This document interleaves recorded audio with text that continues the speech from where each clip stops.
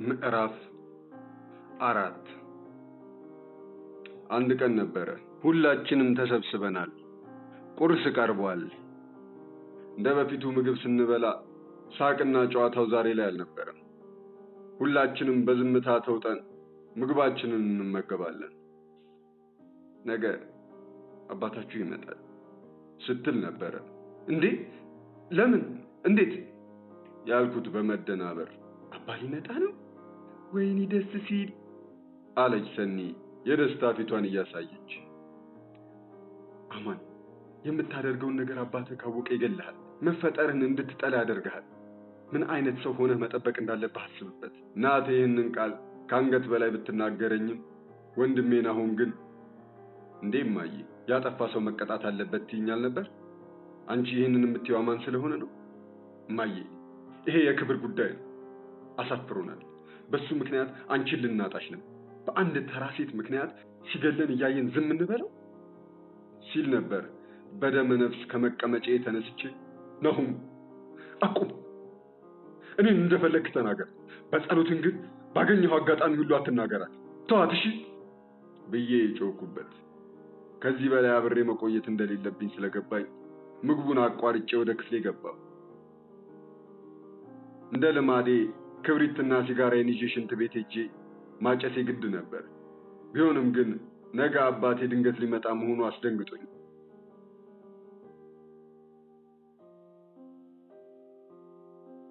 አባቴ ዘውጌ ይባላል። በጣም ኃይለኛ ነው። ምክንያቱም ባላውቅም እኔ ላይ ምንም አይነት ስህተት አይፈልግም። አምባገነን አባቶች ከሚባሉት አንዱ የኛ አባት ነው። የሚሰራው ጉምሩክ ውስጥ ስለሆነ አብዛኛውን ጊዜ ለሥራ ሩቅ ሀገር ነው የሚያሳልፈው። እዚህ የሚመጣው ከ15 ቀን አይበልጥም። እረፍቱን ከኛ ጋር አሳልፎ ወደ ስራው ይመለሳል። እኔ ስላለሁበት ሁኔታ ቢያውቅ ምን እንደሚያደርገኝ ማሰብ አልችልም። ናሁም ለአባቴ አሳልፎ ይሰጠኛል ብዬ ፈርቻለሁ። አባታችን ዘውገ ከሱ በላይ ልጅ አሳዳጊ እንደሌለ ያስባል። እናቴም ልጅን በስርዓት ማሳደግ ለጥሩ ህይወታቸው ዋስትና ነው ብላ ታምናለች። ደግሞም ልክ ናት። ለዛም ነው ያልቸገራትን ማገዶ ስለ ታዛዥነታችን ስትል ብቻ ጭራሮ የምታስለቅመን። ህይወት በቀመር ቢሆን ኖሮ እናቴ እንደምታስበው አይነት ልጅ በሆንኩላት ነበር። የጉድ ቀን ቶሎ አይነጋም አይደል የሚባለው? የዛን ቀን ምሽት እንደምንም አደሩ። ናሁም ለአባቴ አሳልፎ የሚሰጠኝ እየመሰለኝ ፈርቻለሁ። ናሁምን ከዚህ ጭንቀት እንዲያወጣኝ መለመኑ ስሜት አልሰጠኝ አለ። ያ የሚወደኝ ናሁም ዛሬ ሙሉ ለሙሉ ተቀይሮ ጠላት ይሆናል። ሰዓቱ 5 ሰዓት ገደማ ይሆናል። ከእናቴና ከዓለም በስተቀር ሁላችንም አባታችንን ለመቀበል ወደ መናኸሪያ ሄድን። መንገድ ላይ ሻንጣ የተሸከመ ሰው ባየሁ ቁጥር አባቴ እየመሰለኝ እየተሳቀቅኩ መንገዳችንን ቀጠልን። ከወንድሜ ናሁምና ከእህቴ ሰኒ ጋር እንደዚህ አብረን ወደ አንድ ቦታ ከሄድን ጥቂት ሳምንታት አልፎናል። ማናችንም ከማንም ጋር አላወራንም። ዝም ብለን ወደ መናኸሪያ ገባን። አባታችን ለቀን ሰራተኛ ሻንጣውን አሸክሞ ወደኛ ሲመጣ ከሩቅ ተመለከትኩት። ቅስሜ እንክትክት ነው ያለው። ናሁምና ሰኒ እየሮጡ ወደ አባታችን ሄዱ። ሀፍረቴ ከነ ናሁም እኩል እንድሮጥ አላደረገኝም። በሰዓቱ ሁሉም ነገር አስፈርቶኝ ነበር። ናሁምና ሰኒ አባታችንን አቀፉ። እኔም ተጠግቼ አባቴ እቅፍ ውስጥ ገባሁ። አባቴ ለምን እንደሆነ እርግጠኛ ለመሆን ባልችልም እንደ በፊቱ አባቴ እኔን ሰላም አላለም። እየተንቀጠቀጥኩ ከልጁ ሻንጣውን ልቀበለው ስል አማንተው ናሁም አንተ ያዘው ሲል የሆነ ሰው ለአባዬ ስለኔ ቀድሞ የነገሩት ስለመሰለኝ ወደ ናሁም ስመለከት አንገቱን ወዝውዞ በምልክት እንዳልነገረው አሳይቶኝ ከወያላው ሻንጣውን ተቀብሎ መንገዳችንን ቀጠለ። አባዬ ስለኔ ምን ሰምቶ እንደሆነ ማወቅ ባልችልም እንዲህ በፍርሃት እየተንቀጠቀጥኩ ከመናኸሪያ ወጥተን ወደ ቤታችን አመራን። አባታችን ፊቱ አስፈርቶኛል። ከዚህ በፊት ስንቀበለው እንደዚህ አልነበረም። ከሥራ ቦታ ስላመጣልን ዕቃዎች እያወራን እያቀፈን ነበር ወደ ቤት የምንመለሰው። ዛሬ ግን ሁሉም ነገር ከወትሮ ለየት ያለ ነበር። ቤት ስገባ ምን እንደሚጠብቀኝ ማሰብ ለኔ ዳገት ነበር። ቤት እንደደረስን ነበር አባቴ እናቴን በቅጡ እንኳን ሰላም ሳይላት እኔን በአንድ እጁ እየጎተተ ይዞ ወደ መኝታ ቤት ያስገባኝ።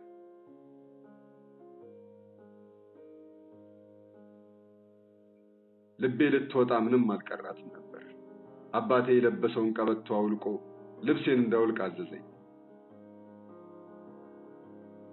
በሰዓቱ ከዝምታ ውጭ ምንም ነገር ለማለት ድፍረቱን አላገኘውም ነበር።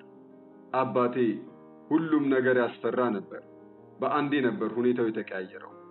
ሰውነቴ እንቀጠቀጣል። እጅና እግሮቼ አርፈው መቆም አልቻሉ። እኔም እንደታዘዝኩ የለበስኩትን ልብስ አወለኩ።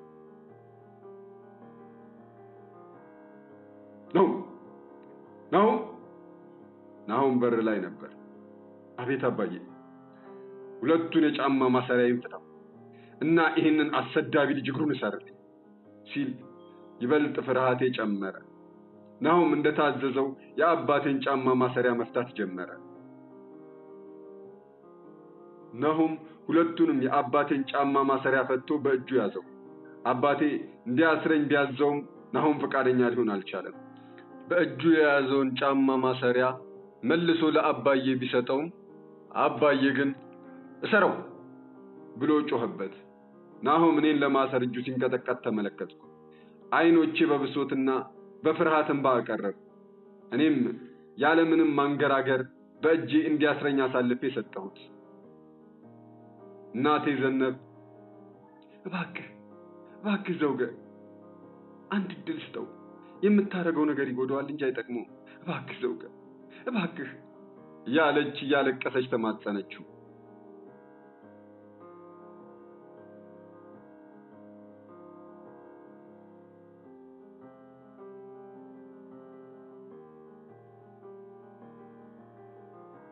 ግን የእናቴ ልመናና ተማጽኖ የማይሆን ሙከራ ነበር።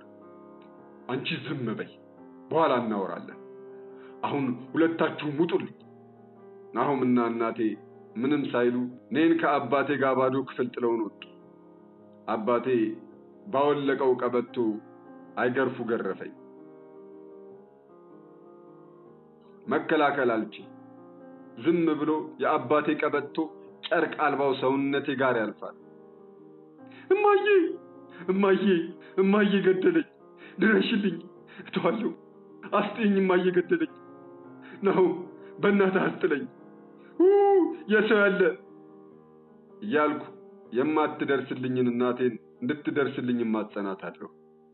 ግን ምን ያደርጋል፣ ምህረት አልባው አባቴ እንደዛ ሰውነቴ እስኪያብጥ ድረስ በቀበቶ ሲገርፈኝ ምንም ምህረት አልነበረው። በዚያ ላይ እያለን የታሰረው እጅና እግሬ ተፈቶ በሰለለው ሰውነቴ ቆሜ ከአባቴ ጋር የማይሆን ንግግር ጀመር። ምታኝ፣ ጨካኝ አረመኔ አባት እንደነበረኝ ሁሌም የማስታውሰው። ሰውነቴ ላይ ያሰረፍካቸው ጠባሳዎች አሉ። ከዚህ በኋላ አባት የለኝም። ስላንተ ሲጠይቁኝ አባቴ እኮ ሞቷል እላቸዋለሁ። አባቴ ዛሬ ሞቷል፣ ቀብሬዋለሁ። ለእኔ ሞታል አባዬ እያልኩ አባቴ ጋር መደንፋቴን ቀጠል። ይሄ የኔ ገደብ ያጣው ንግግሬ የአባቴን ልብ ነክቶት ይሁን ከልቡ ሰምቶኝ አላውቅም። ምንም ማለቱን አቁሞ ውስጥ እንደሆንኩኝ ወደ ውጭ ዘግቶብኝ ወጣ። ለተከታታይ 4 ቀናት ክፍል ሳልወጣ እንደ ውሻ ምግብ በሳህን እየተወረወረልኝ ቆየሁ። እስር ቤት ያለሁ ያክል ይሰማኝ ጀመር። ከዚህ ሰዓት በኋላ ግን መቆየት አልቻልኩም።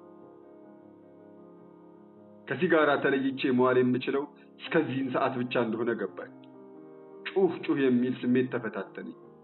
ስሜቱ ከረሃብ የከበደ ነው። በመጮህ በር መደብደብ ጀመርኩ። እማዬ እባክሽ አስወጪኝ፣ ልሞት ነው፣ እባክሽ እማዬ እያልኩኝ ቤቱን በጩኸት አናወጥኩት። ይህን የሰማ አባቴ ክፍሉን ከፍቶ ገባ። እንደለመደው በጥፊ መቶኝ ጩኸቴን እንዳቆም ካደረገኝ በኋላ ብጮህ እንደሚመታኝ ዝቶብኝ ወጣ። እኔ ግን ከአባቴ ዛቻ የሱስ ሕይወቴ በልጦብኝ ራሴን መቆጣጠር አቅቶኝ መጮህና በር መደብደብ ብቻዬን እብደት የተሰኘ ቲያትር ሰርቼ ከቤት እንድለቀቅ ተደረኩ። አባቴ ምን እንደነካው ባላውቅም በር ከፍቶ እንደወጣ ጋበዘኝ። እኔም ተከትሎ የሚይዘኝ ያክል ስለተሰማኝ እየሮጥኩ ወጣሁ። እንደ እብድ አድርጎኝ ነበር። መንገዱን ተከትዬ ከሰፈር ጠፋሁ። ቀጥታ ወደ እመዋጫት ቤት ነበር ሄድኩት። መዋጫት ቤት መድረስ አቅቶኝ እዛ ሳልደርስ ባገኘሁት ጫት ቤት በረንዳ ላይ ያገኘኋቸውን ሲጋራ ቁሮ እያነሳሁ ራሴን ለማረጋጋት ሞከርኩ። ከጫት ቤት ያጨሰ የወጣ አንድ ወጣት ተመለከትኩ። ወንድሜ እባክህ አትጭሰኝ እባክህ ጠየቅኩት። ይህ ወጣት ሁኔታዬን አይቶ አልጨከነብኝም ነበር። የያዘውን ሲጋራ ሁለቴ በደንብ ከሳበ በኋላ እንዳጨስ እጁን ዘረጋልኝ። እኔም ሲጋራውን ተቀብዬ በቅጽበት ወደ ከንፈሬ አስጠግቼ በደንብ መሳብ ጀመርኩ። እንደገና ወደ እመዋጫት ቤት አመራሁ። ድጋሚ ሱሴን ለማስታገስ ወደ እመዋጫት ቤት በር ላይ የተጣለ ሲጋራ ቁሮ መፈለግ ጀመርኩ። እንደዚህ ሳደርግ ያዩኝ በሱስ ማንነቴ ያወቅኳቸው ልጆች ያላቸውን አዋጥተው ሲጋራዎች ገዝተው ሰጡኝ። እኔም ማልቀሴን ሳላቆም ያመጡልኝን ሲጋራ አጭሼ ጨረስኳቸው። ሕይወት አስጠላኝ። ሐሳቤ ሁሉ ራስን ማጥፋት ብቻ ሆነ። ትላንት የት ነበርኩ? ዛሬ የት ነው ያለሁት? እያልኩ የአሁኑ ሕይወቴን ከትላንት ሕይወቴ ጋር ማነጻጸር ጀመርኩ። ራሴን ስለማጥፋት ሳስብ በጣም የምወዳት እናቴ ትናፍቀኛለች። እኔም ዝም ብዬ መኖር መረጥኩ። እናቴ እኔ እዚህ ሕይወት ውስጥ እንደወጣላት ያልሞከረችው ነገር አልነበራት። ከዚህ አስቀያሚ ሕይወት መውጣት እንደ መግባት ቀላል አልነበረም። አቃተኝ። ሁሉም ነገር ጨለመብኝ። የእናቴን ለቅሶ ማየት ዘገነነኝ። እናቴ በእኔ ምክንያት ተቋቁራለች። ከሰውነት ተራ ወጥታለች።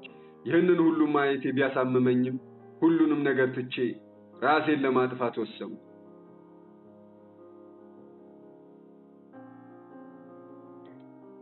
ለካ በሕይወት ለመኖርም ለመሞትም ገንዘብ ያስፈልጋል። ለመርዝ መግዣ የሚሆን 2 ብር ለመፈለግ በአዲሱ ማንነቴ ወደ አወቅኳቸው ልጆች ሄድኩ። ቢሆንም ግን እነሱ ለእኔ 2 ብር ሊሰጡኝ ቀርቶ እነሱም ሲጋራ ማጨሻ አጥተው ፊታቸው ጠውልጓል። እኔም ተስፋ በመቁረጥ ወደ ቤቴ ልመለስ ስል በተለምዶ ወደህ ግባ እያሉ የሚጠሩት የእመዋጫት ቤት ደንበኛን አገኘሁት። እኔም እሱ እንደሚሰጠኝ እርግጠኛ ሆኜ ወደ እሱ ሄድኩ። ገና ፊቴ እንደደረሰ ብሩዬ ሳስብሽ ነው ከቻልሽ አማኒ ዛሬ ነጭ ነኝ ያለሽን ብቻ ሲለኝ ተስፋ ቆረጥኩ። ተስፋ የቆረጠ ፊቴን ይዤ ወደ ቤቴ ተመለስኩ። ቤት ስገባ እናቴ ሶፋ ላይ ተኝታ ተመለከትኳት።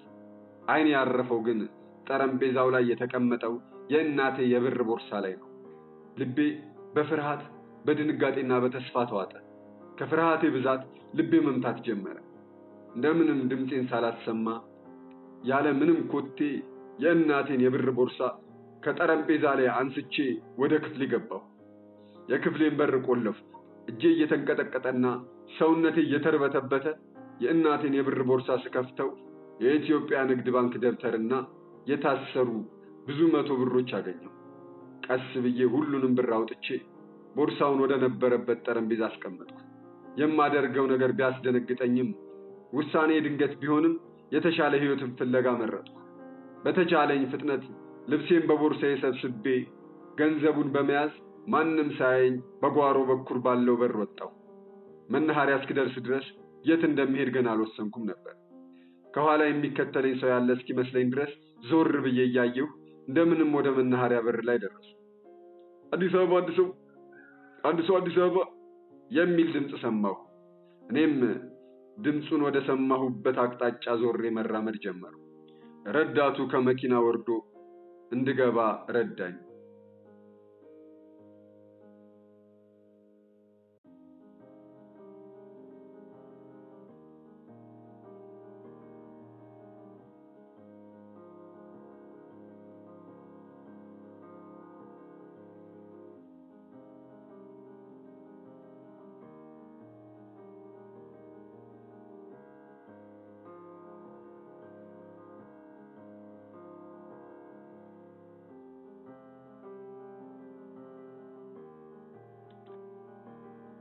ምዕራፍ 5 ጉዞ በስም ብቻ ወደማውቃት ወደ አዲስ አበባ። ከደብረ ማርቆስ ጉዞ የጀመርነው ከቀኑ 8 ሰዓት ነበር። ሰዓቱ እየሄደ መንገዳችንን ቀጠልን። ደጀንን አልፈን በተለምዶ አባይ በረሃ እየተባለ የሚጠራው በረሃ ላይ ደረሰ። ቦታው በጣም ያስፈራል። እንደዚህ ረጅም መንገድ ስጓዝ የመጀመሪያዬ ነው። እናቴን ደግሜ የማያት ስላልመሰለኝ ሆድ ባሰኝና አለቀሱ።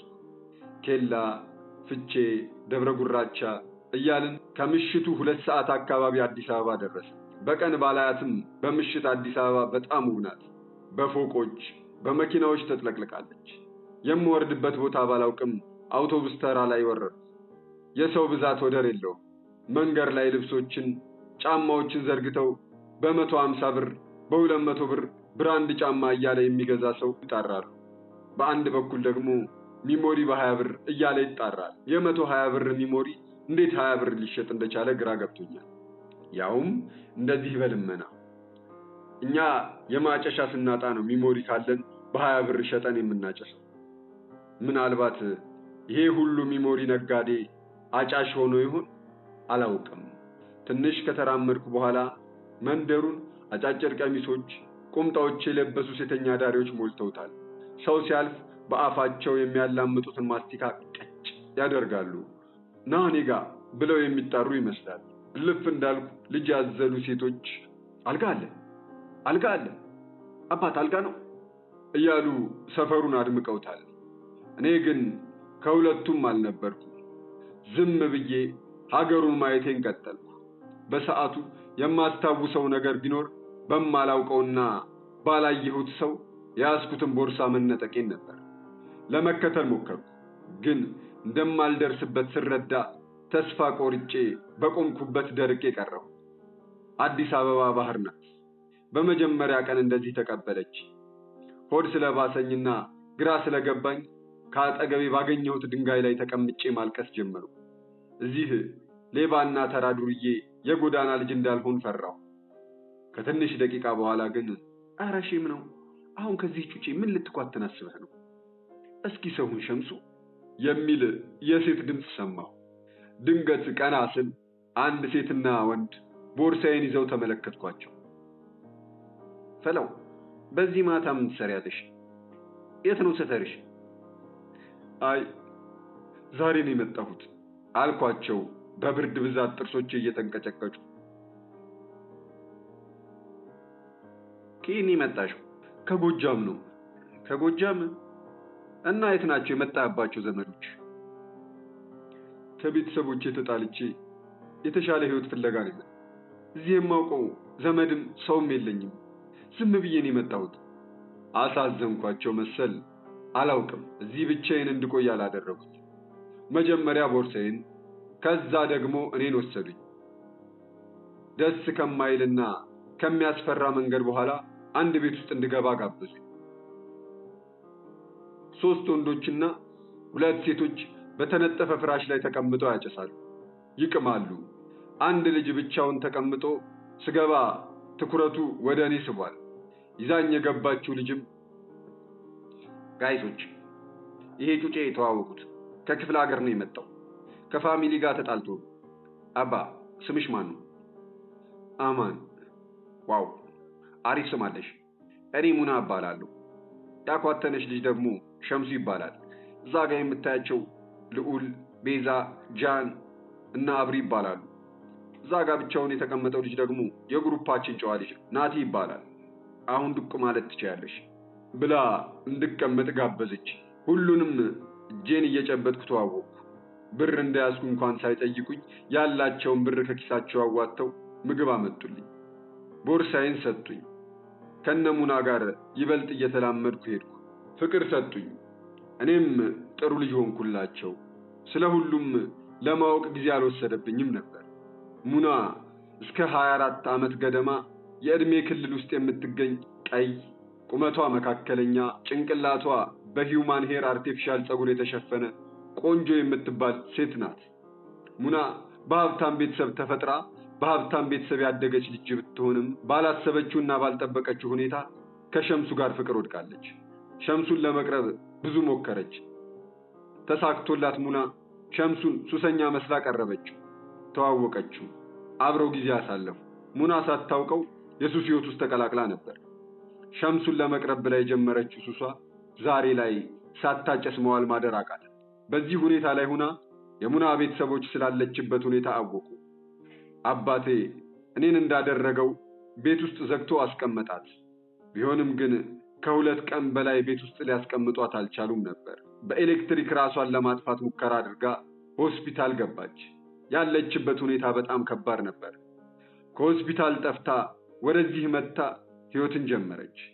እንደገና ቤተሰቦቿ አግኝተዋት ከሸምሱና ከቤተሰቦቿ እንድትመርጥ አደረጓት።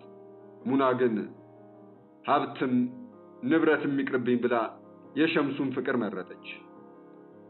የሙና ባል የሆነው ሸምሱ ተስማምተው ያወጡለት ስም እንጂ ትክክለኛ ስሙ በድሉ ነው። ሸምሱ ጸይም፣ የደስደስ ያለው የሆነ ነገሩ የሚስብ ጥርሶቹ በትንሹ ወጣ ያሉ ስለሆኑ ሁሌም ፈገግ እንዳለ ነው።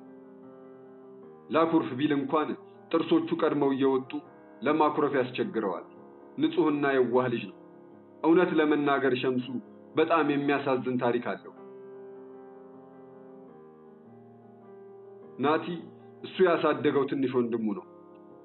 ከደብረ ማርቆስ 47 ኪሎ ሜትር ራቅ ብላ በምትገኘው ደጀን እየተባለች በምትጠራው ትንሽዬ ከተማ ውስጥ የተወለደና ያደገ ሲሆን የተወለደው ከሙና ተቃራኒ በሆነው በድሃ ቤተሰብ ነበር።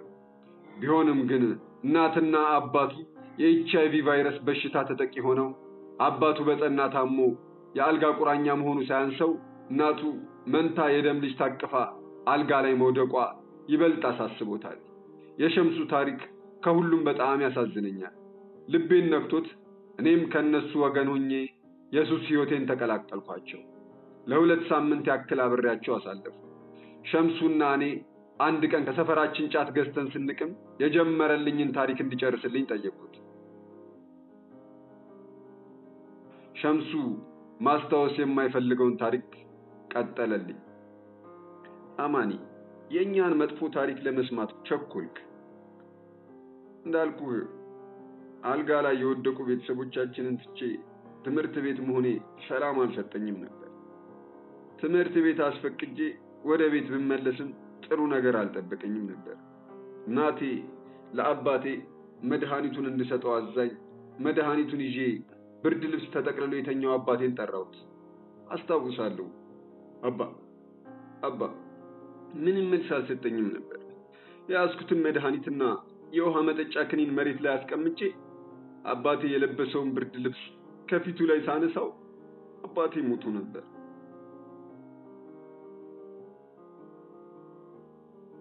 አባ ብዬ የጠራሁት የሞተውን በድኑን አባቴን ነበር።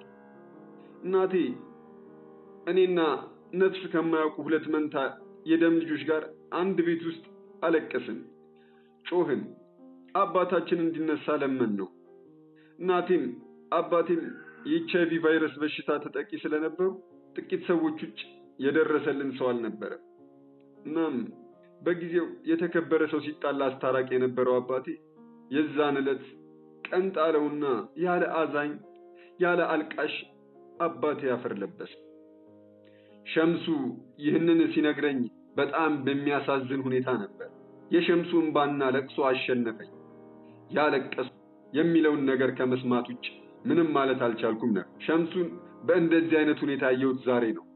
ሻዩት እንደዚህ የሚሆን አይመስልም። ሁሉን ነገር የአባቱንና የቤተሰቡን ሐዘን ሳቁና ፈገግታው ሸፍኖት ነበር። ሸምሱ ታሪኩን ቀጠለልኝ። ህይወት ለኛ ከባድ ሆነች። እናቴ ህመሟን ህመም አድርጋ እኔንና 2 መንታ ልጆቿን ለማሳደግ የሰዎች ልብስ እያጠበች መተዳደር ጀመረች። በዚህ ሁኔታ ላይ ሆና እንኳን ትምህርቴን እንዳቋረጥ አትፈልግም። አደራ ትለኝ ነበር። የቁርጥ ቀን መጣ። እናቴ ልክ እንደ አባቴ አልጋ ላይ መዋል ጀመረች። ህይወት ፊቷን አዞረችብኝ። የቤተሰባችን ኃላፊነት ሙሉ በሙሉ እኔ ትከሻ ላይ ሆነ። ከጎረቤቶቼ ምግብ ለምኜ እናቴን አበላኋት።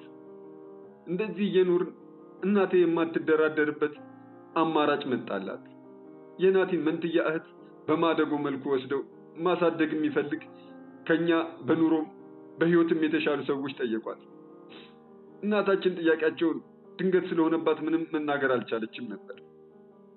የናቲን መንትያ እህት ለመውሰድ የመጡት ባልና ሚስት የእናቴን ውሳኔ ለመስማት ዓርብ ጠዋት እንደሚመጡ ነግረውና ለአንዳንድ ነገር ይሁናችሁ ብለው ትንሽ ገንዘብ ሰጥተውን ሄዱ። ከዛም ግን እናቴ ልጇን ለማደጎ የመስጠት ጉዳይ ይባስ ወደ አስባሳት። ሐሙስ ዕለት ማታ ግን ጭራሽ ያላሰብኩት ነገር ነበር የገጠመኝ። በድሉዬ የሚለውን የዘለለ የእናቴን ድምፅ ሰማሁት። ሰዓቱ ከሌሊቱ 8 ሰዓት ገደማ ይሆናል። ደነገጥኩ። የእናቴን ድምፅ መጣራት ብቻ ሳይሆን ትርጉምም ነበረው። ተነስቼ ለመብራትነት የምንጠቀመውን በነዳጅ የሚሰራውን ኩራዝ አብርቼ እማዬ ምን እንደሆነች ስጠይቃት ውሃ እንድሰጣት ጠየቀችኝ። እንደጠየቀችኝም ውሃ ሰጥቻት ልተኛ ስል እጄን አጥብቃ ያዘችኝ። ደነገጥኩ። አያያዟ ሰላም አይመስልም ነበር። የሰለለ ትንፋሿ እንደ እሳት ይጋረፋል። ሁሉንም ነገር ጸጥ ያለ ያክል ተሰማኝ። ያኔ እንደያዘችኝ ብትቀር እንዴት ደስ ባለኝ ነበር። እንደደከመችና በህመሟ እንደተረታች ከዚህ በኋላ በህይወት እንደማትቆይ ነግራኝ የናቲን መንታ ህጠዋት ለሚመጡት ሰዎች እንድሰጣቸው ናቲን ግን እንዳሳድገው አደራ ሰጣኝ። ናቴ እንደ አባቴ ጥላኝ ሄደች።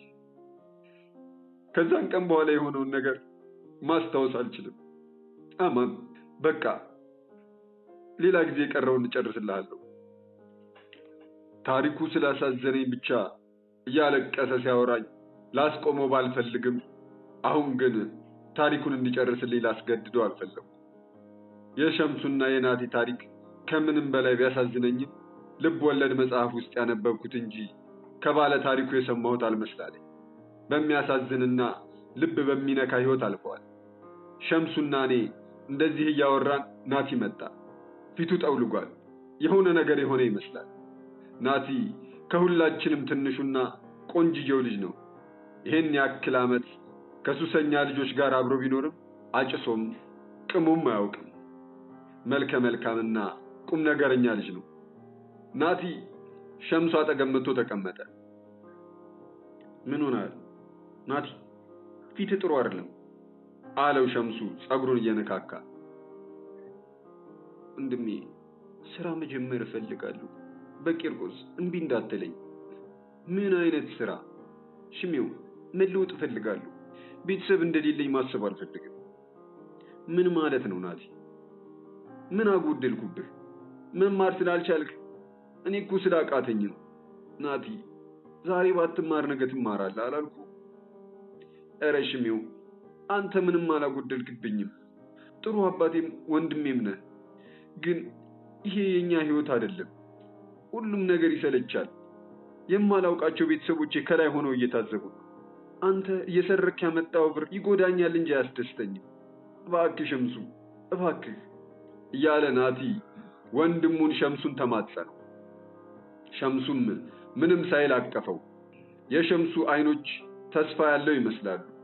ዝም ብሎ ሰማዩን እያንጋጠጠ የወንድሙ ናቲን ጭንቅላት እየነካካ እቅፍ ውስጥ አስገብቶታል። ናቲ በአስተሳሰቡም ከሁሉም በሰል ያለ ልጅ ነው። ዛሬን ሳይሆን ነገን ያስባል። ውብ የሆነ ህልም አለው። ከሱሰኞች ጋር ያደገ አይመስልም። ሁሉንም ብችል በረዳኋቸው ነበር። ግን ምን ያደርጋል ነገሩ በሽተኛን በሽተኛ ያክማል ሆነብኝ። የሀገር ቤት ጓደኛዬን ድንገት አሰብኩትና በሸምሱ ስልክ ደወልኩለት። ሄሎ አብርሽዬ። አቤት። ይቅርታ አላወኩም አባ። አማን ነኝ። አማን? እኔ አላምንም። ፒስ ነው ብሩ። እዚህ ሁሉም የሚያወራው ስላንተ ነው። ደህና ነህ? ግን አማን የት ነው ያለው? ለማንም እንዳትናገር። ያለሁት አዲስ አበባ ነው። አማን ሰሞኑን አንድ ሼባ መጥተው የአንተን ፎቶ ይዘው በእግር በፈረስ እያፈላለጉ ነበር። ማን ነው እሱ? እየቀለድክብኝ አይደለም አይደል? ኧረ ምን እሺ አማን አታምነኝም እንዴ? እኔ አላውቀውም። ኧረ ደግሞ የሌለ ቅባት ናቸው። አድራሻ ምናምን ሰጥቶናል። ብር ጥግ ድረስ ነው የሰጠን። ቆይ አድራሻቸውን በሜሴጅ ልክልሃለሁ። እሺ ላክልኝ። ግን እናቴ ደህና ናት? እኔ እንጃ አማንዬ፣ ብቻ ጥሩ ሙድ ላይ አይደለችም። በዚህ ላይ እያለን ነበር የሸምሱ ስልክ ካርድ ያለቀና የዘጋው። አብርሃም እንደገና ደውሎ ከስንብት ጋር የዛን ሰውዬ አድራሻ በሚሴጅ ላከልኝ። ሰውየውን ማንነት ግራ እያጋባኝ እንደገና ካርት ሞልተን ሰላም አማን ነኝ፣ እንደምትፈልገኝ ሰማሁ፣ ግን አላወቅሁም። ይህንን ያክል የምትፈልገኝ ከሆነ አዲስ አበባ ጎጃም በረንዳ ሰፈር ነኝ። ከፈለከኝ እነሱ ጋር መሄድ አይጠበቅብህም። ስትመጣ በዚህ ስልክ ደውልልኝ የሚል ሜሴጅ ላኩለት። ይህን ሰውዬ ማን ነው ምንድን ነው ግራ አጋብቶኛል። እነ ሙና መጡ። ያለውን ነገር ሁሉ ነገርኳቸው። እነሱ ቤተሰቦቼ የፈጠሩት ታሪክ ይሆናል ብለው አስበው ነገሩን ችላ አሉት። እኔም ግድ አልሰጠኝም ነበር። የሰውየውን ስልክ ጥሪ ስንጠብቅ ሸምሱ ሽንት ቤት ቆይቶ ሲመለስ ስልኩ ሽንት ቤት ውስጥ እንደገባ ነገረ። እኛም ሁላችን ደስ የሚለውን ተስፋ የሌለውን ጨለማ ህይወት መምራት ቀጠልን። ምዕራፍ 6 ሁላችንም የሱስ አምሮታችንን ሸምሱ ከሰፈራችን የሚገኘው ጫት ቤት ባመጣው ጫት አዋዝተናል። ሙና እንደ በፊቱ እንደምትቅመው ደስ በሚለው ሳቋና ቀልዷ እያዋዛች አልነበረም። ይህ ህይወት ሰልችቷት የቅንጦት ህይወቷ የናፈቃት ትመስላለች። ሁላችንም እንደወትሮ አልነበርንም። እኔም ዝም ብዬ እንዴት እዚህ ቦታ እንደተገኘው ራሴን መጠየቅ ጀመርኩ። እናቴ የምትለኝ አንድ እውነታ ትዝ አለኝ። ልጄ፣ ወዳጅ ማለት ሰው እንዳይመስልህ። ወዳጅ ማለት ጊዜ ነው። ሁሉም በጊዜህ ይወድሃል፣ ያለ ጊዜህም ይጠላሃል። ጊዜ ማለት ቀንና ሌሊት አይምሰልህ። ጊዜ ማለት የፈጣሪ ፍቃድ የሚፈጸምበት እንጂ ትለኝ ነበር። ከበጸሎት ጋር ጊዜ አገናኘን፣ ጊዜ አለያየን። ሸምሱ ዝምታችን አስፈራው መሰል ጥሎን ወጣ። እንደ ወትሮው የት ልትሄድ ነው? ምን ሆነሃል? የሚሉ የሙና ጥያቄዎች አልነበሩ። ሁላችንም በዝምታ ውስጥ ሆነን እየቃምን ሸምሱ ድንገት ተመልሶ በሩን በርግዶ ገባ። ምን ተፈጠረ? አለች ሙና ከተቀመጠችበት ተነስታ። ፖሊሶች እንደመጡ እይታ አድርጋ ተመለሰች። ፖሊሶች የመጡ መስሎን ሁላችንም ደንግጠን ቆመናል። ሸምሱ በእጁ የላፕቶፕ ቀጭን ቦርሳ አንጠልጥሏል። ተረጋጉ፣ አንዱ ሼባ በዚህ ሲያልፍ አግኝቼው ነው። የያዘውን ቦርሳ ስነጥቀው አልለቀቀውም ነበር። ከዛ ገፋ ሳደርገው ወደቀ። እኔም ቦርሳውን ይዤ መጣሁ አለ ሸምሱ። ሁላችንንም ቦርሳው ምን እንዳለው ለማወቅ ሸምሱን እንዲከፍተው ጠየቅነው። ሸምሱን ቦርሳውን ከፈተው እና አንድ ላፕቶፕ ላይ ሁላችንም ሰፍ አለን። በሚስጥር ቁጥር የተቆለፈ እንዳይሆን ሁላችንም ውስጣችን ጸለይን። ፈጣሪ ጸሎታችንን ሰምቶ ይሁን አይሁን አላውቅም፣ ላፕቶፑ በሚስጥር ቁጥር የተቆለፈ አልነበረም። ስንከፍተው ግን ያየነውን ነገር ማመን አልቻልንም። ደነገጠን። ሁሉም እኔ ጋር ዞሮ አፈጠጡ። እኔ እስካሁን ላፕቶፑ ሲከፈት የፊት ገጽ ላይ የሚታየው ፎቶ ላይ ነኝ። ላፕቶፑ ሲከፈት ያየነው ነገር የ15 ዓመት የልደት በዓሌ ሲከበር ዳቦ እየቆረስኩ የተነሳሁት የእኔ ፎቶ ነበር። ደንግጫለሁ። ማን እንደሆነ አላውቅም፣ ለምን እንደመጣም። ይህን እንቆቅልሽ የሚፈታው ይህ ሰውዬ ከነቃ ብቻ ነው። ከሱስ ህይወቴ እርቄ ይህ ሰው ነቅቶ ማንነቱን ለማወቅ ከአጠገቡ ሳርቅ ተስፋ በሚያስቆርጥ ስሜት ለተከታታይ 4 ቀናት ወንበር ላይ ተቀምጬ እየዋልኩና እያደርኩ የሰውየውን መንቃት እጠባበቃለሁ። ሰዓቱ ከቀኑ 8 ሰዓት ገደማ ይሆናል። ሰውየው ከአጠገቡ ተቀምጬ በሐሳብ ተውጫለሁ። ድንገት የሰውየውን የእጅ እንቅስቃሴ ሳይ ደርቄ ቀረሁ። ለጥቂት ሰኮንዶች የእጆቹን እንቅስቃሴ ስመለከት ከቆየሁ በኋላ አይኖቹ ተገልጠዋል። የማላውቀው ስሜት ሄጄ እንዳቅፈው አስገደደኝ። እውነት ለመናገር በጣም ነበር ደስ ያለኝ። ሄጄ አቀፍኩት። ግን እንደገና መለስ አልኩ። ደግሜ አይኖቹን ስመለከት በአንድ በኩል አይኑ እንባ አቅርሯል። ደነገጥኩ። ከአፉ የሚወጣው ቃል እጅግ ጓጓሁ። አይኑ ውስጥ ተስፋ፣ ደስታና ሐዘን ይነበብበታል። ነገሩ ይበልጥ አጓጓኝ። እዚህ ተቀምጬ መጠበቄ ልክ ነበር። አይኑ ላይ ያቀረረው እንባ በጎን በኩል ወርዶ ወደ ጆሮ ፈሰሰ። ይበልጥ ውስጤ ላይ ጥያቄ ፈጠረብኝ። ምንም ጥያቄ ልጠይቀው አልቻልኩም። ዝም ብለን ተፋጠናል። በዚህ ላይ ያለን እነ ሙና ለእኔ ምግብ ይዘውልኝ መጡ። ሁሉንም በአይኔ ብቻ ቃኝቼ ወደ ሰውየው አፈጠጥኩ። አንተ ማነህ? እንዴት? አንተ ኮምፒውተር ውስጥ የኔ ፎቶ ምን ይሰራል? ማነህ? እያልኩ ጥያቄን ቀጠልኩ። የሰውየውን ባልቆመም የሆነ ነገር ሊናገር የፈለገ ይመስላል፣ ግን አቅቶታል። እኔም የከንፈሩን እንቅስቃሴ ናፈቀኝ። ሰውየው ሊናገር ፈልጎ ራሱ ጋር ይታገላል። ልጄ የሚል ቃል ከአንደበቱ ሲወጣ ሰማሁ። እውነት ለመናገር ቅስሜ ነበር እንክት ያለው። የሰውየው እንባ ይበልጥ እንድፈራ አደረገኝ። ልጄ ነው ያልከው? ማነህ? ቆይ ለምን አትነግረኝም? እያልኩ አፈጠጥኩበት። አማን፣ እስከ ዛሬ አባትህ መሆኔን የምታውቅበት ቀን ገና ነው እያልኩ እስካሁን ቆየሁ። አጥቼህ ነበር። በዚህ ሁኔታ ላይ ሆነህ ልነግርህ አልፈለግኩም ነበር ልጄ። እኔ ማለት ስፈልግህ የነበርኩት አድራሻህን የላክልኝ ከእናትህ ከወይዘሮ ዘነብ የወለድኩህ አባትህ ነኝ። ግሉኮስ የተሰካለትን እጁን እያንቀሳቀሰ እንባውን ለመጥረግ የሚሞክር ይመስላል። እንባው ያስፈራል። ምንም አልገባኝም። ምን እያልክ ነው? እኔ እኮ አባት አለኝ። እናቴ ካወካት አባቴንም ታውቀዋለህ። ለምንድን ነው የምታለቅሰው? የኔ አባት እኮ ዘውገ ነው። አማን ዘውገ ተብዬ ነው ትምህርት ቤትም የምጠራው። እንደ እብድ እያደረገኝ ነው። ሰውነቴ መንቀጥቀጥ ጀምሯል። አዎ ልጄ፣ አልቻልኩም።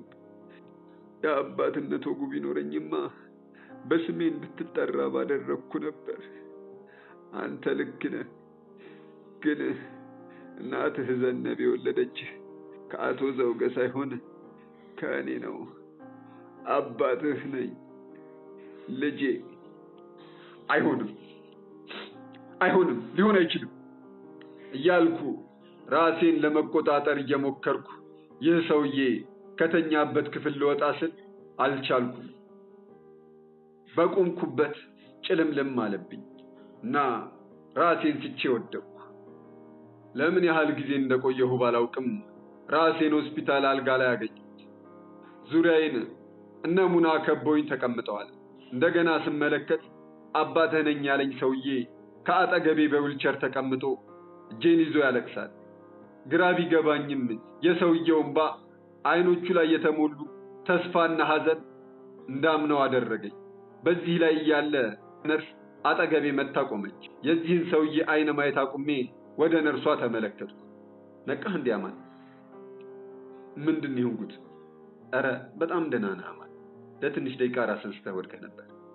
ስትወድቅ ጭንቅላትህን ብረት መጥቶህ ስለነበር ለ2 ሰዓት ያክል እዚህ አልጋ ላይ ነበርክ። አቶ ሀብታሙ፣ አሁን ወደ ቦታ ሄደህ ማረፍ አለብህ። ልጅህ በጣም ደህና ነው። አማን፣ በጣም እድለኛ ነህ። በዚህ ሰዓት አባትህ አጠገብህ ባይኖር ኖሮ ከጭንቅላትህ የፈሰሰውን ደም መተካት አንችልም ነበር። ፈጣሪ ይመስገን ተርፈሃል። ነገሮች ሁሉ ከቁጥጥሬ በላይ ሆነብኝ። ከዚህ በፊት አይቼው የማላውቀው ሰው አባቴ እንደሆነ አምኜ ለመቀበል ተገደድኩ። ሰውየው ወደ ነበረበት ቦታ ነርሷ መለሰችው። ነሙና ሊያጽናኑኝ ብዙ ሞከሩ። እንደ ዕድል ሆኖ ሁለታችንም በተመሳሳይ ሰዓት ከዚያ ሆስፒታል ወጣን። ሁሉም ነገር ጭንቅላቴ ውስጥ ድብልቅልቅ አለብኝ። እኛ ወደምንኖርበት ቤት ሰውየውን ይዘን ሄድን። ነሙና ቀድመው እንደምንወጣ አውቀው ስለነበር ቤቱን አስተካክለው ነበር የጠበቁን። ደስ አለኝ። ይህን ሰውዬ ሸምሱ አንዱ ፍራሽ ላይ እንዲቀመጥ ጋበዘው። እኔም ከተቀመጠበት ፊት ለፊት ባለው ሌላኛው ፍራሽ ላይ ቁጭ አልኩ። በነሙና ግብዣ አንድ ላይ ጥሩ የሚባል መክሰስ በላን። ሰውየው ጨርሶ እኔን አይመስልም። ጸይም፣ ወፍራም፣ የአባትነት ግርማ ሞገስ ያለው ነው። ጸጉሩ ወደ ኋላ የገባ የሆነ የደስደስ ያለው ጎልማሳ ነው። ሰውየው ከኪሱ ትንሽዬ ስልክ አውጥቶ ለትንሽ ሰከንድ ከነካካ በኋላ ስልኩን ወደ ጆሮው አስጠግተው እንደገና ስልኩን መልሶ ሁላችንንም የስልኩን ጥሪ አሰማን። ሄሎ የሚል ድምፅ ሰማን። ስልኩን የሰማነው ድምፅ የእናቴ ነበር። ደነገጥኩ። የእናቴን ድምፅ ከሰማሁት ወራቶች አልፈውኛል። ሄሎ ዘነብ፣ እንዴት ነሽ? እግዚአብሔር ይመስገን። ምን ነው ስልክህን ዘግተህ ጠፋህ? ልጄን አገኘኸው? አዎ ጌታ ረዳኝ እና ብዙም አልደከምኩም። አግኝቼዋለሁ። ተመስገን እና ነገርከው? አዎ ዘነብ፣ ሁሉም ነገር እዚህ ጋር መቆም ነበረበት። ነግሬዋለሁ። በጣም ይቅርታ ዘነብ። ልጄ እንኳን ደህና ሆነ እና መቼ ልትመጡ ነው? ገና አላወራንም። አሳውቅሻለሁ። ከዚህ በላይ የእናቴን ድምፅ መስማት አልቻልኩም። እንደተቀመጡ ጥያቸው ወጥቼ በረንዳ ላይ ቁጭ አልኩ። አባቴ ዘውገ ለእኔ ምን አይነት አባት እንደነበረ አስታወሱ። ከናሆምና ከሰኒ በላይ የሚቆጣጠረኝ የሆነ ነገር ሲፈጠር ኔጋ የሚበረታው አባቴ ለናሆምና ለሰኒ ልብስ ገዝቶ ለአንተ እናትህ ትግዛለህ የሚለው ለካ የእንጀራ አባቴ ስለሆነ ነበር። ከልክ በላይ የመቆጣጠሩ ምክንያት ዛሬ ገባኝ። ልጅ እያለሁ አባቴ ሁሌ እየሰከረ ሲገባ ለምን እንደሚገርፈኝ፣ ለምን ከናሆም እንደሚለየኝ ዘወትር ጥያቄዬ ነበር። በህይወቴ ላይ የነበሩትን ጥያቄዎች ሁሉ ዛሬ ይህ ሰው እዚህ ቦታ ላይ ተገኝቶ መልሶቼ ሆነ። ይህንን እውነት ለመቀበል አቃተኝ እና ስቅስቅ ብዬ አለቀስኩ። አባቴን አባቴ አይደለህም ብዬ የጮህኩበት ትዝ አለኝ። ለካ አባትነቱ እምነት ብቻ ነበር። እንደዛ ሲገርፈኝ አንተ አባቴ አይደለህም ስለው ለምን እንደደነገጠ ዛሬ ተመለሰልኝ። ይህ ሰውዬ ሙሉ በሙሉ አመንኩ። ልጄ እስከ ዛሬ ስለደበቅኩ ይቅር በለኝ። ተጎድቻለሁ። አንተን ከሩቅ ላይ እንጂ ልነካህ አልታደልኩም ነበር። ይሄ ሁሉ ነገር በአንዴ መቀበል ሊከብድህ ይችላል፣ ግን እኔ ወላጅ አባትህ ነኝ። ከዚህ በላይ እንድትጎዳ አልፈቅድም። እንዴት አባቴ ልትሆን ቻልክ? ማወቅ እፈልጋለሁ። ከ17 ዓመት በፊት አግብቼና ትዳር መስርቼ በምኖርበት ጊዜ ከባለቤቴ ልጅ ወልዶ ማቀፍ አልታደልኩም ነበር። በሰዓቱ ከአሳደገህ ከአቶ ዘውገ ጋር አንድ ላይ መሳሪያ ኮንትሮባንድ እያመጣን እንነግር ነበር። ከዘውገ ጋር ሚስጥር የማንደባበቅ የምንደጋገፍ ሰዎች የሚቀኑብን በጣም ጥሩ ወዳጆች ነበር። ያኔ ከእናትህ ጋር የተለየ ግንኙነት ባይኖረንም ባለቤቴ ልጅ ለመውለድ ስትል ያልሄድኩበት ቦታ አልነበረም። ቢሆንም ግን ባለቤቴ ልጅ ለመውለድ የነበራት የመጨረሻ አማራጭ ብላ ያመጣችው መፍትሄ ጠንቋይ ቤት መሄድ ነበር። በሰዓቱ ነገሩን ባልደግፈው ምንም አማራጭ አልነበረኝ። ተስፋ ቆርጬ ስለነበር እሷ ያለችኝን ሐሳብ ተቀብዬ ጠንቋይ ቤት ስንሄድ ግን ጠንቋዩ ያለኝ ነገር ልጅ መውለድ የምትችለው ከባለቤትህ ሳይሆን ከወዳጅህ ዘውገ ባለቤትና ከእናትህ ከዝናሽ ነበር። ከዛም ባለቤቴ ምን እንዳለኝ ስትጠይቀኝ ያለኝን ሳይሆን መቼም ልጅ መውለድ እንደማንችል ነገረኝ አልኳት። ይህን ስትሰማ ያለምንም ማስተባበል ፍች ጠየቀች። ባለቤቴ ላትመለስ ጥላኝ ሄደች። ሁሉም ነገር ተመሰቃቀለብኝ። አባትህ እናትህን 2 ልጅ አስታቅፎ ሌላ ሴት ጋር ሄደ። እናትህ በጣም አዝና ስለነበር ከጎኗ ሆኜ አጽናናኋት። በሰዓቱ ልጅ የመውለድ ጉጉት ስላደረብኝ ወዳጄን ዘውገን ኮንትሮባንድ እንደሚነግድ ጠቁሜ ማረሚያ ቤት እንዲገባ አደረኩት። በዚህ ነገር እናትህ ዝናሽ በጣም ብትጎዳም እኔን እየቀረበች መጣች። ደስ አለኝ።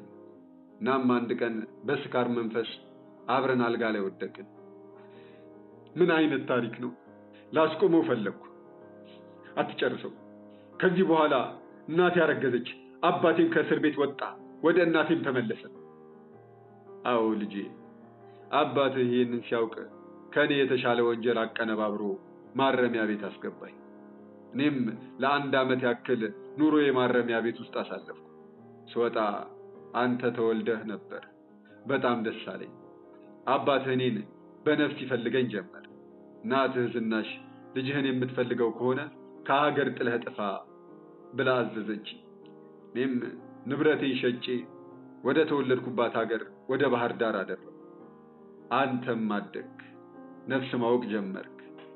እዚህ ምድር ላይ መቀየር የማንችለው ነገር ቢኖር ታሪካችንን ነው። ከእናቴ ይልቅ ለዚህ ሰው እያዘንኩ ሁሉንም ነገር ሰምቻለሁ፣ ግን ጊዜ ያስፈልገኛል። እሺ ልጄ፣ አላስጨንቅህም፣ ግን አሁን መሄድ አለብን። ወዴት? ወደ እናትህ። አይ እኔ ከዚህ መሄድ አልፈልግም፣ እዚህ ደስተኛ ነኝ ስል ሙና ከኋላዬ ነበረች። ትሄዳለህ? አማን እዚህ ምንም አትሰራ።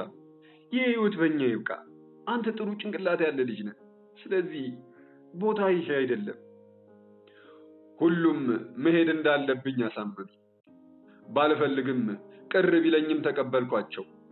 የዛን ዕለት ጠዋት ለመሄድ ትኬት ቆርጠን መጣን። የዛን ዕለት ምሽት ሁላችንንም ሆቴል ሰውየው እራት ጋበዘን። ደስ የሚል ምሽት አሳልፈን ሆቴል አደርን። ጠዋት 3 ሰዓት ገደማ ከሆቴል ወጥተን የክፍለ ሀገር ባስ ወደሚቆምበት ወደ እስጢፋኖስ ሄድን። ሙና እና ሸምሱ በወሬ አጣድፈውኛል። ልለያቸው እንደሆነ ሳስብ ከሀገሬ ስመጣ የተሰማኝ ስሜት እንደገና ተሰማኝ። ወደ ባስ የምንገባበት ሰዓት እየደረሰ ስለሆነ ከሁሉም ጋር ስንብት ጀመረ። ሙና በጣም ነው የምወዳችሁ። ፍቅርን አስተምራችሁኛል። ደግሜ እንደማገኛችሁ ተስፋ አደርጋለሁ። መቼም አልረሳችሁ። እናንተም እንዳትረሱኝ። እወዳችኋለሁ እያልኩ አቀፍኳቸው። ሸምሱ ጋር ስደርስ ሸምሱ ታሪክህን እንደምትጨርስልኝ እኮ ቃል ገብተህልኝ ነበር። የረሳኸው መስሎኝ ነበር። እናትና አባቴን በሞት ካጣሁ በኋላ የናቲን መንታ እህት ለማደጎ እንወስዳታለን ያሉት ሰዎች መጥተው እህታችንን ወሰዱብን። እህታችንን ለማደጎ የወሰዱት ሰዎች ለትንሽ ጊዜ እየተመላለሱ ብር ይሰጡን ነበር። ናቲ የ6 ወር ልጅ ሆነ። ማታ ላይ አለቀሰብኝ። የዛን ሰዓት ወተት አልነበረኝ። ወተት መግዣ ብርና ወተት ዕቃ ይዤ የ6 ወሩን ልጅ ናቲን አቅፌው ወተት ፍለጋ ወጣሁ። ዞርኩ። በመከራም ቢሆን አንድ ቦታ አገኘ።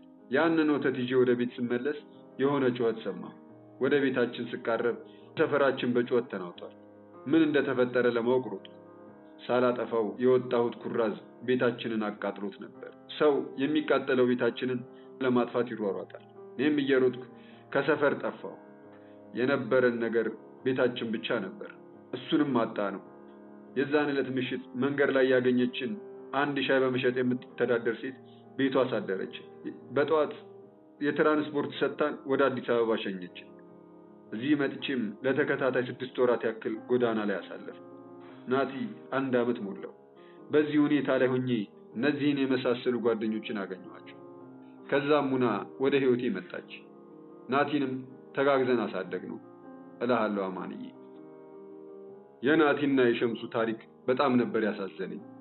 ናቲ ለመለወጥ ምንም ነገር እንደሚያደርግ ሳውቅ ወላጅ አባቴን ጋሼ አንድ በጣም የምፈልገው ነገር አለ እና እንድታደርግልኝ እፈልጋለሁ። በስህተት እንደተጎዳው ካወቅ የምልህን አድርግልኝ እና ካሰኝ። ምንድነው እሱ? ጋሼ ናቲ አብሮ እንዲሄድ እፈልጋለሁ። ሰውየው በሐሳቡ ምንም አላቅማማም ነበር። ሸምሱ ሐሳቤን የተቃወመው ይመስላል። ናቲ ግን ፈገግ ብሏል። እነሙና እንዲፈቅዱለት ሸምሱን ወተወተው። ሸምሱ ከኪሱ ቦርሳ አውጥቶ ሰዎች ስምና አድራሻ ሰጠን። ናቲ ደስ ብሎት ነበር። ከወንድሙ ሸምሱ ጋር በለቅሶ ተለያዩ። ሁሉንም ተሰናበትናቸው። ወላጅ አባቴም መጠኑን ባላውቅም ገንዘብ ሰጥቷቸው ተሰናብቶ አመስግኗቸው እኛን ይዞ ለናቲ ትኬት ቆርጦለት ወደ ባስ ገባ። መሄድ ከሌለ መምጣት የለም። የአንዱ መሄድ ለአንዱ መመለስ ምክንያት ነው። ሸምሱ ናቲን ይዞ ሄደ። እኔ ሄጄ ናቲን ይዤው ተመለስኩ። ራሴን ላጠፋ ያሰብኩበትን ቀን ሳስበው ዘገነነኝ። የእናቴን ስብራት አሰብኩ። ዛሬ ትላንት የፈራሁት ነገ ነበር። ፀሐይ ጠልቃ ጀንበር ስትተካ ንጋቱ አዲስ ተስፋ ይዞልን መጣ። ህይወታችን እንደገና ይበራል። ሐዘን ከሌለ ደስታ የለም። ትላንት የመሸው ዛሬ መንጋት ስላለበት ነው። ወደ ደብረ ማርቆስ ስመለስ ተስፋንና አዲስ ህይወትን ሰንቄ ነበር።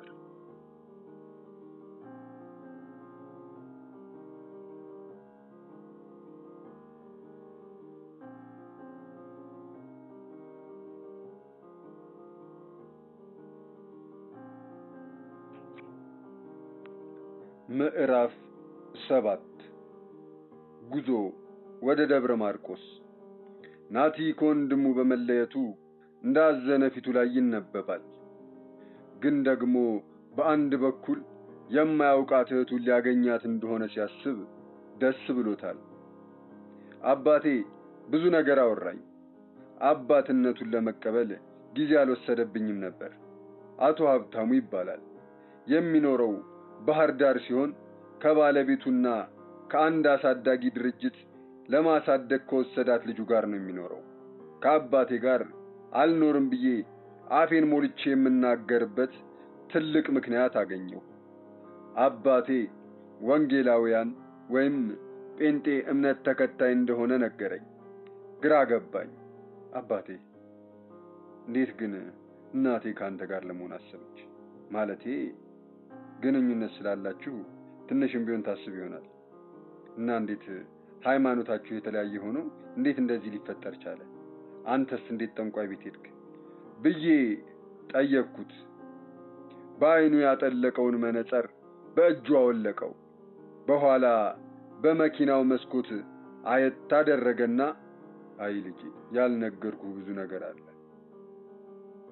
እኔ ጌታን ያገኘሁት የዛሬ 15 ዓመት ገደማ ነበር። ከእስር ቤት ወጥቼ ባህር ዳር መኖር በጀመርኩበት ሰዓት ነበር ወደዚህ ህይወት የመጣሁት። እግዚአብሔር ረዳኝ እና ጥሩ ትዳር መሰረቱ። መውለድ የምችል ስላልመሰለኝ ከባለቤቴ ጋር ከማሳደጊያ ድርጅት አንድ ሴት ልጅ ወስደን ማሳደግ ጀመርን። ግን ከወራቶች በኋላ ባለቤቴ እርጉዝ እንደሆነች አወቅን። ግራ ስለገባን ሆስፒታል ሄጄ ስመረመር እኔ ከመጀመሪያውኑ መሃን አልነበርኩም። መሃን የነበረችውና መውለድ የማትችለዋ የቀድሞዋ ባለቤቴ እንጂ ቀድሞውንም ልጅ መውለድ ይችል ነበር። ናም ባለቤቴ ወንድ ልጅ ወለደች። ጌታን አመሰገንን። 2 ልጆቻችንን ማሳደግ ጀመርን። ናማን 2 ቆንጆ ወንድምና እህት አሉ። እውነት? ስንት ዓመታቸው ነው? እህትህ 16፣ ወንድምህ ደግሞ 15። ሌላ አዲስ ቤተሰብ እንዳለኝ ሳውቅ ደስ ብሎኛል። አባቴ ከወንድምና ከእህቴ ጋር እንድኖር ጠየቀኝ። አባቴ መጥቼ አዲስ ህይወት ብጀምር ደስ ይለኛል፣ ግን አሁን ላይ ዝግጁ አይደለሁም። ከኖርኩም ከእናቴ ጋር ነው። ከቤተሰቤ ጋር ያለኝን ችግር ልፍታው እና ወስናለሁ። ደግሞ እማዬ ጋር ኖርኩ ማለት አባትነት ይቀየራል ማለት አይደለም። አባቴ ጊዜ እንዲሰጠኝ ጠየቅኩት። አባቴ አንገቱን ሲደፋ ሳይ አሳዘነኝ። ከጊዜ በኋላ እሱ እንደሚፈልገው አይነት ልጅ እንደምሆንለት ቃል ገባሁለት። አባቴ በሐሳቤ ተስማምቶ ትንሽ ገንዘብ ሰጥቶን ደብረ ማርቆስ ስንደርስ ለናቲና ለኔ ጥሩ ልብሶች ገዝቶ ወደ እናቴ ቤት ሸኝቶን ተመለሰ። ሰፈራችን እንደወትሮው ጭር ያለ ነው። በሰፈር ከሚያልፉ ከአንዳንድ ሰዎች በቀር ምንም ነገር አይታይም ነበር። ወደ ቤታችን ስቃረብ መንገድ ላይ ያልጠበቅኩትን ሰው ነበር የተመለከትኩት። በጸሎት ከቤት ስትወጣ ተገጣጠምን። በጸሎትን እንደጠበቅኳት አላገኘኋትም ነበር። በጸሎት ዛሬ ላይ በለበሰችው ሰፊ ቢጃማ የደረሰ ነፍሰ ጡር እንደሆነች ተመለከቱ። በጸሎትና እኔ ከተለያየን 7 ወራችን አልፏል። በ7 ወር ውስጥ ብዙ ነገር ተቀይሮ ጠበቀኝ። በጸሎት የልጅ እናት ልትሆን ነው። ግራ ያጋባል። አግብታ ይሁን አይሁን ከማን እንዳረገዘች ማወቅ እንዳለብኝ አላውቅም። በጸሎት እኔን ስታየኝ ፈገግ ብላ ነበር። እንደገና ያ ውብ ፈገግታዋ ብዙም ሳይቆይ ከሰመ። ዝም አለችኝ። ዝም አልኳት። ሰላም መባባሉ መተቃቀፉ ቀርቶ ተያይተን ተላለፍ። በዚህ ሁኔታ ግራ የተጋባው ናቲ ምንድነው ችግር አለ እንዴ አማን? አይ ምንም የለም ናቲ፣ እንሂድ፣ ቤታችን ያ ነው፣ እናቴ በጣም ናፍቃኛለች ብዬ ቤታችንን ጠቆምኩት። ቤታችን በጣም ያስፈራ ነበር። ያደረኩትን ሁሉ ረስቼ እናቴ፣ እህቴና ወንድሜ ፊት ልቆም ነው። ቤታችን ግቢ ስገባ ቀድሜ ያገኘኋት ሰራተኛችን አለምን ነበር። ኛን ስታይ ያለች ቤቱን በእልልታና በጩኸት አንባረከችው። እናቴ የዓለምን ጩኸት ሰምታ ስትወጣ ዓለምና እኔ ተቃቅፈን አየችን። እናቴ እኔን ከወራቶች በኋላ አይኔን ስታየው በደስታ እያለቀሰች መታቀፈችኝ። የእናቴ እቅፍ ሁሌም አንድ ነው። ልንላቀቅ አልቻልንም። የእናቴን ለቅሶ ሰምቼ እምባዬን መቆጣጠር አልቻልኩም። ምን ያክል እንደበደልኳቸው ዛሬ ገባኝ። ዛሬ ትላንት የፈራሁት ነገ ነበር። ያለፈውን መልሼ ሁሉንም ማስተካከል ብችል ምን ያክል ደስ ባለኝ። እኛ ቤት ቅርብ ዘመድ ሞቶ መርዶ የተነገረ ነው የሚመስለው። ይህን ያክል ወራት እናቴ ምን አይነት ሁኔታ ላይ እንደነበረች ማሰብ አልቻልኩም። ስንታመም ሁሉም ሰው እንድንድን ይመኝልናል። ፈጣሪ እንዲምረን ይጸልዩልናል። እናት ግን ሁሌም ቢሆን ህመማችንን ለእሷ እንዲያደርገው ትመኝልናለች። እህቴ ሰኒና ወንድሜ ናሆም ከትምህርት ቤት መጡ። ሁሉም በእኔ መምጣት ደስተኛ ቢሆኑም ናሆም ግን ቅር ያለው ይመስላል። እህቴ ከደስታ ብዛት መታ ተጠመጠመችብኝ። ሁላችንም ናፍቆታችንን ከተወጣም በኋላ ወደ ቤት ገባን። ናቲን ባየች ጊዜ የማን ልጅ ነው? ማዬ፣ አዲስ አበባ ባረፍኩበት ጊዜ እስካሁን እንድቆይ ምክንያት ከሆኑ ሰዎች መካከል አንዱ ነው አልኳት። ናቴ ስለ ናቲ ሌላ ጥያቄ አልጠየቀችኝም። ይሁን ግን ምን ነው ልጄ፣ አንድ አይኔ እንደሆንክ እያወቅህ ምን ነው ጨከንክብኝ? ሰኒና ናሆም ሳሎን ከእናቴና ከናቲ ጋር ጥለውን ወጡ። ማዬ፣ እኔ አልጨከንኩብሽም።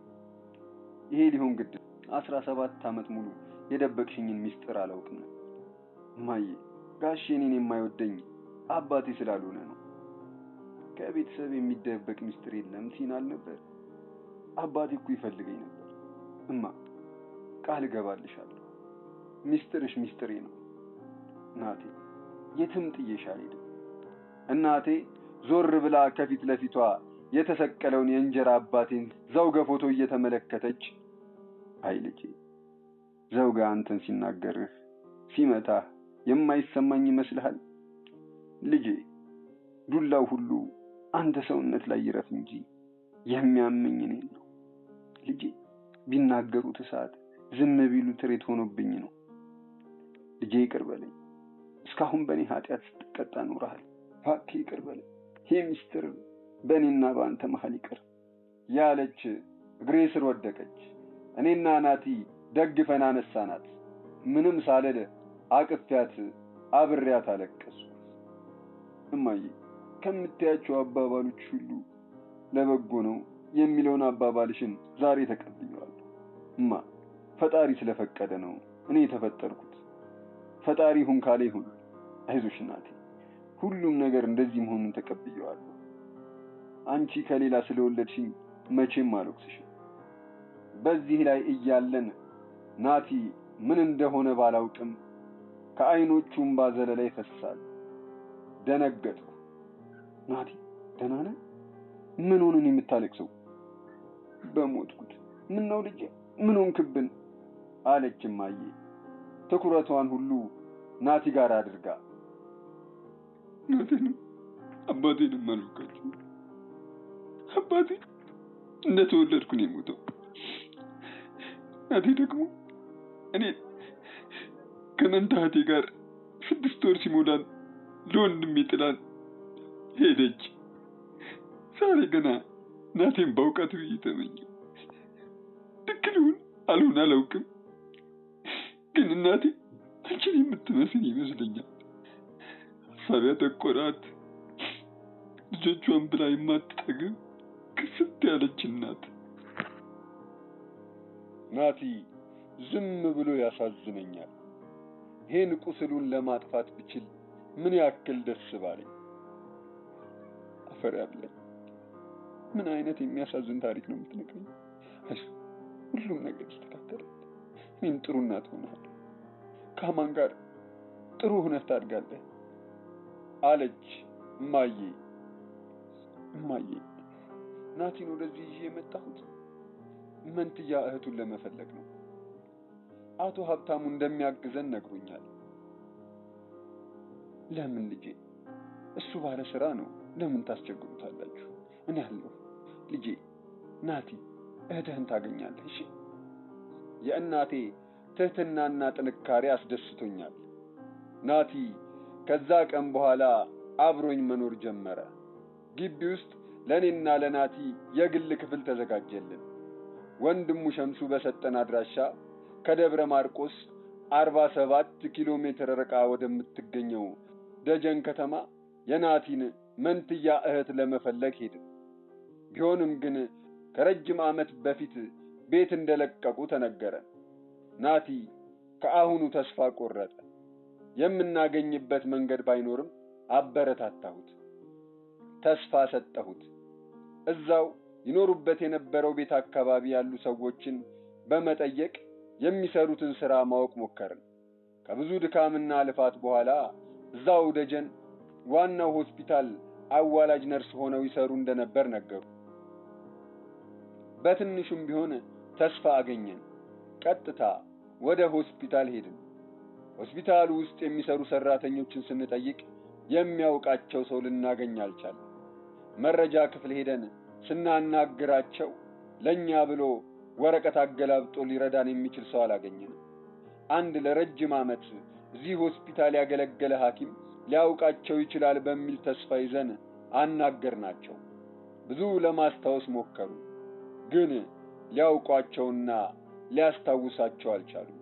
የኛን ልመናና የናቲን ተማጽኖ የሰሙ አንድ እዚህ ሆስፒታል ጽዳት ሰራተኝነት ሲሰሩ የቆዩ በእድሜያቸው ገፋ ያሉ እናት ሙላቱ ተሾመ ስትሉ የሰማኋችሁ መሰለኝ። አዎ እናትዬ፣ አቶ ሙላቱ ተሾመ የሚባል ሰው ፈልገን ነበር። እኔ አውቃቸዋለሁ፣ ግን ለምን ፈልጋችኋቸው ነው ሲሉ ናቲ ሄዶ ሊያቅፋቸው ምንም አልቀረው። ፈጥኜ እጁን ያዝኩት። የመጣ ነው ከአዲስ አበባ ነው። እኔ አጎት ልጅ ነኝ እና የባለቤቱ እናት በጣም ታማለች። ልጄን አሳዩኝ እያለች ነው። ስልካቸው ጠፋብን እና እኛ ተላክን። ስለዚህ እባክዎት ማዘር የት እንዳሉ ይንገሩ።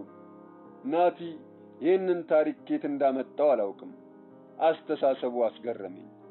እንኳን ለሴትየዋ እኔ ራሱ ባለቤት እናት አለመታመማቸውን መጠርጠር ጀመርኩ።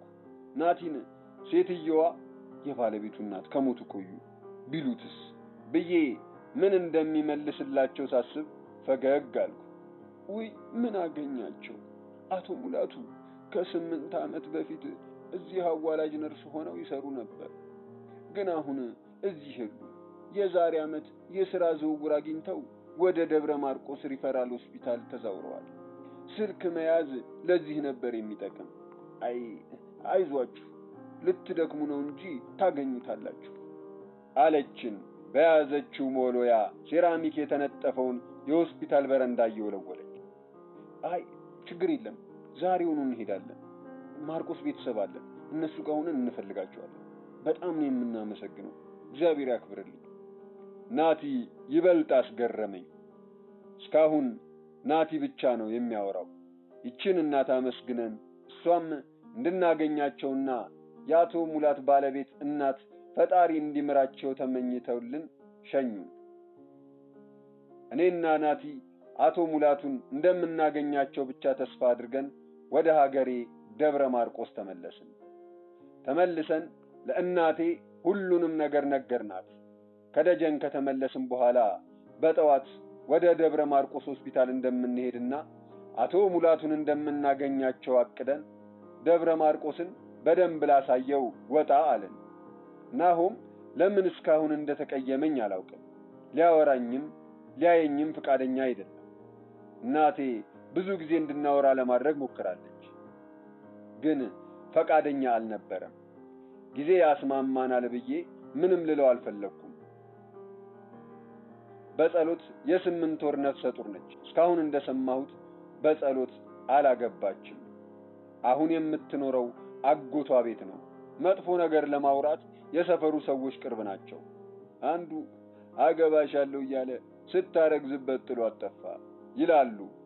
አንዳንዶች ደግሞ ከአንዱ ጎረምሳ ቋጥራ ነው እንጂ፣ ሌላ ደግሞ ሌላ ወሬ።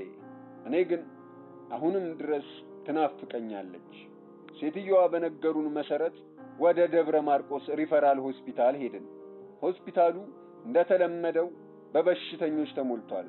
ሁሉም ዶክተር የታማሚዎችን ነፍስ ለማትረፍ ወዲያ ይሯሯጣሉ። ማንን መጠየቅ እንዳለብን ግራ ገብቶናል። ከድንገተኛ ክፍል አንድ ነጭ ጋውን የለበሰ ዶክተር አይተን ወደሱ ተጠጋ። ይቅርታ ዶክተር፣ አንድ ሰው ልንጠይቅህ ነበር። ምናልባት የምታውቀው ከሆነ እንድትጠቁመን ነው አልኩት። ናቲ የሚሆነውን ዝም ብሎ መከታተል ጀመረ። አቶ ሙላቱ ተሾመ ይባላል። ነርስ ነው። እዚህ እንደሚሰራ ተነግሮን ነበር እና በቤተሰብ ጉዳይ ፈልገነው ነበር። የት እንደሆነ ልትነግረን ትችላለህ አልኩት። እዚህ እንደሚሰራ በሙሉ እምነት። አዝናለሁ፣ እኔ እዚህ አዲስ ሰራተኛ ነኝ። ስማቸውን በደንብ አላውቀውም እና እስኪ ሌላ ሰው ጠይቅ ሲል ናቲ አማን ብሎ እጄን ያዘኝ። ምንድነው ናቲ? ተመልከት ብሎ ወደ አንድ ነጭ ጋውን ወደ ለበሰ እድሜው በግምት ከ40 እስከ 45 ድረስ የሚገመት ነርስ ጠቆመኝ። ማን ነው? የደረቱን ባጅ ተመልከተው እስኪ ሲለኝ አይኔን ደረቱ ላይ ተመለከትኩ። ሙላቱ ተሾመ አዋላጅ ነርስ የሚል የደረቱ ባጅ ላይ ተመለከትኩ። ሁለታችንም ደንግጠናል። ምን ማለት እንዳለብን እንኳን አናውቅም። ናቲ ደስ ብሎት እስካሁን እጄን አጥብቆ እንደያዘኝ ነው። ናቲ እንሂድ እናናግረው። አይሆንም አማን፣ እዚህ አናግረነው ዝም ብሎ እህቴን የሚሰጠኝ ይመስላል። እና ምን እናድርግ? ከስራ እስኪወጣ እንጠብቀው እና መጀመሪያ ቤቱን ማወቅ አለብን። ናቲ እንዳለው አቶ ሙላቱን ለመከታተል ተስማማን። አቶ ሙላቱ 2 ጊዜ ወደ ማዋለጃ ክፍል ከሄደ በኋላ ወደ አንድ ቢሮ ገባ። እኛም መከታተሉን አላቆምንም ነበር። ከአንድ ግለሰብ ጋር ሲያወራ ከቆየ በኋላ ተመልሶ ወደ ቢሮው ገባ። ለጥቂት ደቂቃዎች ከቆየም በኋላ ልብሱን ቀይሮ በአንድ እጁ ቦርሳ አንጠልጥሎ ከሆስፒታሉ ወጣ። እኛም ተስፋ ይዘን አቶ ሙላቱን ተከትለን ወጣን። ባጃጅ ውስጥ ሲገባ ተከትለን እየገባን፣ በእግሩ ሲሄድ አብረን እየሄድን ሩቅ መንገድ ተጓዝን። አቶ ሙላቱ በእግራቸው መጓዝ ይወዳሉ መሰል፣ አላውቅም። ታክሲ ተቀምጦ ምንድን ነው ይሄን ሁሉ በእግር አልኩኝ በልቤ። ቢሆንም ግን አንድ ሰፈር ላይ ደረስን። ጥላ ተገና አድርገን ውጪ ላይ ሳይክል ከሚነዱ ልጆች መካከል አንድ በናቲ እድሜ ውስጥ የምትገኝ ልጅ ከሩቅ ሙላቱን ስታየው አባዬ ብላ ሮጣ አቀፈችው። ናቲ በቆመበት ደርቆ ቀረ። ከአይኑ የእንባ ዘለላ ሲወርድ አየሁት። ልጅቷ የናቲ መንትያ እህት እንደሆነች በውስጣችን እርግጠኛ ሆነን ከናቲ አጠገብ ቆሜ ላበረታታው ሞከርኩ። የናቲ መንትያ እህት አገኘናት። ምን ማድረግ እንዳለብን አናውቅ። ዝም ብለን የናቲን መንትያ እህትና አቶ ሙላቱን ወደ ቤት ሲገቡ በአይናችን ሸኘናቸው። ናቲ ስሟን እንኳን የማያውቃት እህቱን ከትምህርት ቤት ስትመለስና ስትሄድ መከታተል ስራው አድርጎታል። ሰፈራቸው ቦሌ ነው። የናቲ መንትያ እህት የምትማረው ሆሄያት አካዳሚ ነው። ናቲ እህቱ ከትምህርት ቤት የምትመጣበትን ሰዓት ስለሚያውቀው በሰዓቱ ይገኛል። ወደ ትምህርት ቤት በአይኑ ሸኝቷት ይመለሳል። ሰፈራችን ቀበሌ 10 የሚባለው ቦታ ቢሆንም ናቲ ግን ይበልጥ ከእህቱ ጋር የሚቀራረብበትን መንገድ ፈጠረ። ሐሳቡ እህቱ የምትኖርበት ግቢ ቤት መከራየትና አንድ ግቢ ውስጥ መኖር ነበር። እንዴ ናቲ ምን ነካ? የሚከራይ ቤት ባይኖርስ አልኩት። አለ። ትላንትና እነሱ ሰፈር ተቀምጬ እህቴን ስጠብቃት አንድ ሰው ዕቃ ሲጭን አይቻለሁ። ስለዚህ የተለቀቀ ቤት አለ ማለት ነው። በናቲ ሐሳብ ተስማማን። አባቴ ለአንዳንድ ነገር ይሆናችኋል ብሎ የሰጠን 2000 ብር ለኪራይና ለአንዳንድ ነገሮች ለማዋል ወደ ናቲ እህት ቤት ሄድን። የግቢው በር ስናንኳኳ የከፈተችልን አንድ በ40ዎች ዕድሜ ውስጥ ያለች እናት ነበረች። አቤት አለች። የከፈተችውን በር በአንድ እጇ ይዛ አይናችንን እየቃኘች። የሚከራይ ቤት አለ? ውይ አንድ ቤት ነበር እና አሁን ተያዘ።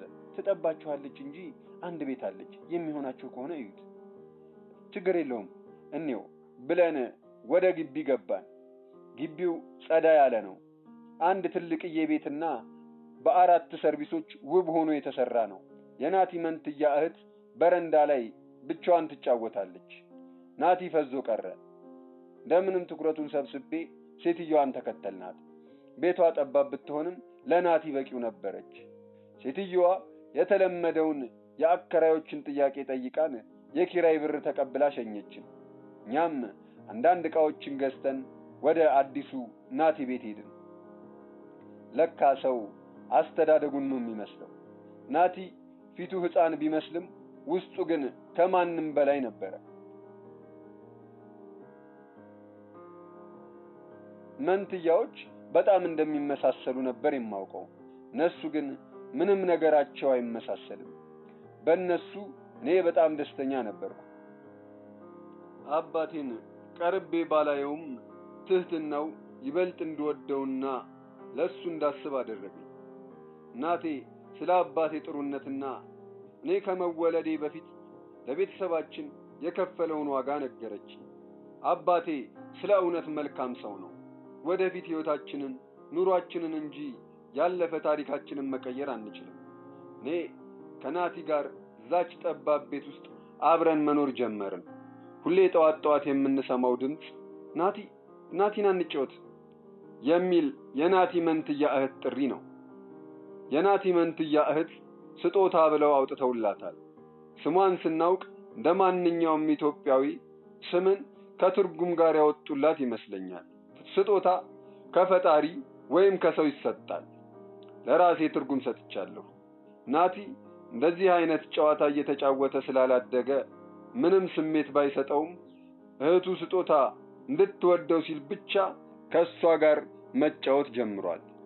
ቀን ከእህቱ ጋር ያሳለፈውን ውሎ ለእኔ ይደግምልኛል። የተጫወቱትን ጨዋታ ካልተጫወትን እያለ ያስቸግረኛል። ናቲ እንደገና ተወለደ። የስጦታ አሳዳጊዎች ለናቲ ልዩ ፍቅር ሰጡት። ሕይወት እንደዚህ እያለች ቀጠለች። ሁላችንም በየፈርጃችን መኖር ቀጠልን። ናሆም የሚያደርገው ድርጊት ሁሉ የበለጠ እንድርቀው አደረገኝ። ከስንት አንድ ቀን ቤት ሳድር እንደ ሁል ጊዜው ከናሆም ጋር ሳናወራ እንደ ልማዳችን ጀርባ ተሰጣተን ማደራችንን ቀጥለናል። በፊት ላይ ወንድሜ ናሆም በጠዋት ሲነሳ የለበስኩትን ብርድ ልብስ አስተካክሎ ግሬም በደንብ አልብሶኝ ይወጣል። ያኔ ነበረ የጠዋት እንቅልፍ የሚወስደኝ። ናሆም አብሮኝ ካለ ሁል ጊዜ አልፈራም።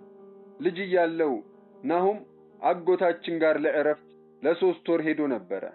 እኔ ግን እያለቀስኩ ማየን ናሆም እንዲመጣ እንድታደርገው ለምናት ነበር። ናሆምን በስልክ ካላገናኙኝ ምግብ አልበላም እያልኩ አስቸግር እንደነበር እናቴ ትነግረኝ ነበር። ናሆምን በጣም ነው የምወደው። አሁን በጠዋት ሲነሳ እንደ በፊቱ ብርድ ልብስ አስተካክሎልኝ አልብሶኝ እንደሚወጣ ተስፋ አድርጌ መነሳት ብፈልግም ናሆም እስኪነሳ ጠብቀው ነበር። እንደ ድሮ ሲተኛ አያቅፈኝም። ናሆምን ፈልጌ አጣሁት። በቅርቤ ሆኖ ራቀኝ። ጠዋት ሲነሳ እየጠበቅኩት ዝም ብሎኝ ሲሄድ ባዶ የሆንኩ ያክል ተሰማኝ። ዝም ብዬ አስባለሁ። በሰመመን እምባዬ በጆሮዬ በኩል ሲፈስ ነቃና እምባዬን ጠርጌ ከአልጋዬ እነሳለሁ። እህቴ ሰኒ ለእኔ ያላት ፍቅር አሁንም አልተቀየረም። ባገኘችው አጋጣሚ ሁሉ አብራኝ መሆንን ትፈልጋለች።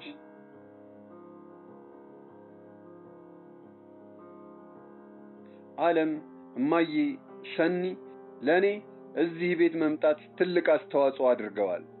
አንዴ ጥለውት የሄዱት ነገር መልሶ ማንሳት ምን ያክል ነው የሚከብደው። እንደዚህ እያልን ክረምቱ ገባ። ቤት ውስጥ ሁላችንም ተሰበሰብን። ቡና እየጠጣን ነው። እኔ ቤት ውስጥ ካለሁ ናሆም ከቤት መውጣት ጀምሯል። ናቲ መጥቶ እየሳቅን እየተጫወትን ነው። ቤቱ በጭስና በሰንደል ተደብቋል። እናቴ ጭስ ካልሸተታት ቡና መጠጣት አትወድም። ዓለም ሁሌ ቡና ስታፈላ እንደዚህ ነው። ድንገት የአምቡላንስ ድምፅ ሰማን። አንድ ቦታ ላይ ነው የሚጮኸው። ዓለም የምን አምቡላንስ ነው የሚጮኸው? እስኪ ወጣ ብለሽ አይተሽ ነይ አለች እማዬ። አይ ችግር የለውም እኔ አይቼ እመጣለሁ። ዓለምዬ አንቺ አትነሽ ብዬ የያዝኩትን ቡናና ስኒ ጠረጴዛው ላይ አስቀምጬ ወጣሁ። የግቢያችን በር ከፍቼ ስወጣ ሰፈራችን ላይ አምቡላንስ መጮሁን አላቆመም። ወደ አምቡላንሱ ስመለከት የቆመው ነጸሎት በር ላይ ነው። ግቢያችን በር ላይ ቆሜ ምን እንደተፈጠረ ለማየት ከመጓጓት ውጪ ጠጋ ብዬ ማየት አልቻልኩም። በትንሹም ቢሆን ቀስ እያልኩ ተጠጋሁ። ተመሳሳይ ዩኒፎርም የለበሱ ዶክተሮች አንድ ተሽከርካሪ አልጋ ይዘው ከነ ጸሎት ቤት ወጡ። እርምጃዬን ፈጠን አድርጌ ተጠጋሁ። አልጋው ላይ ማን እንደተኛ ለማየት ሞከርኩ። የበጸሎት ቤተሰቦቿ ሁሉም አምቡላንሱ አካባቢ አየኋቸው። ከቆሙት ሰዎች መካከል በጸሎትን ፈለግኳት፣ አጣኋት። ደነገጥኩ። ሮጬ ሰው ወደ ተሰበሰበበት ቦታ ሄድኩ። አልጋው ላይ የነበረችው በጸሎት ነበረች። እጅግ በጣም ደነገጥኩ። ፊቷ በላብ ተሸፍኗል። የጮኸች ታምጣለች። የመውለጃዋ ጊዜ ደርሶ ነበረ። አሳዘነችኝ።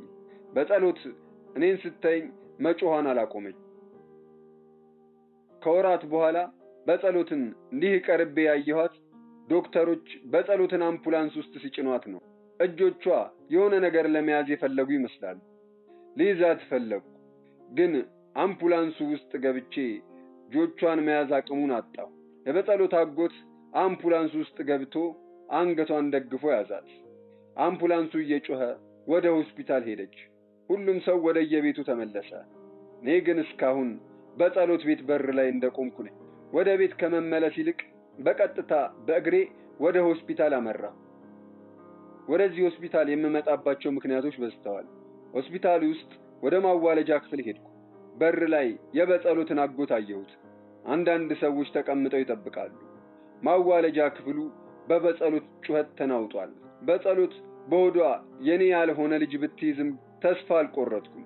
ፈጣሪ እንዲምራት በውስጤ ጸለይኩ።